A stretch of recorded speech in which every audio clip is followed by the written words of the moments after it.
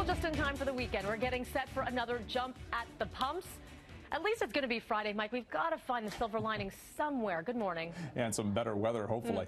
Yeah, indeed, Melanie, the price for gasoline this weekend on actually tomorrow morning, according to the early forecast from Enpro, is $1.36.9, so almost $1.37 per liter. That would be the highest in about 3 years, and more pump pain is likely this spring. We've seen the price for oil move substantially to the upside this week. It's now trading above $69 per barrel for the U.S. quote, $50 plus per barrel for the Canadian contract. These are all 3.5-year highs. We've seen a drop in supply for refined gasoline, and an OPEC meeting still to come tomorrow. And the cartel is expected to continue to maintain less oil production, trying to rebalance the market. And they're saying it's pretty close to a supply-demand balance at this point, and that typically leads to higher prices. Bank of Canada held the line on interest rates. No change in borrowing costs, at least not yet.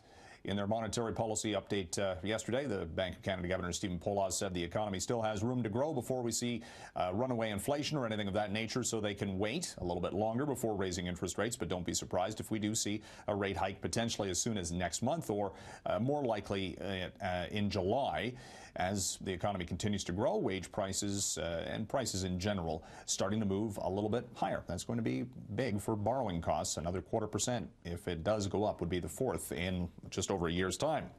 Canadian Pride, Roots, coming off a very strong quarter. Quarterly sales up by 15%. That's a big gain for a retailer specifically, but apparently Canadian items were hot sellers for Roots over the wintertime months, and the company is seeing its best stock price performance. Actually, share price at a record high as of this morning, and yesterday on Bay Street gained close to 10% in reaction.